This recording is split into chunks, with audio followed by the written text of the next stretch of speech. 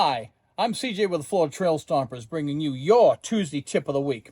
Thank you for tuning in today, folks. Just want to let you know, this is for everyone that has the ARB air compressors or the twin air compressors. If you have them mounted underneath your seat, please, I'm here with the founder's Jeep here. We found the culprit to why his ARBs are not working.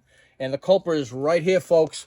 Please check this very regularly. As you can see by this one, it overheated, blew both fuses. In doing so, it also overheated the secondary low voltage fuse as well. So please, I urge you, make sure you check those battery connections for the ARB main wiring harness. And again, I hope this information was helpful. Thank you all for tuning in.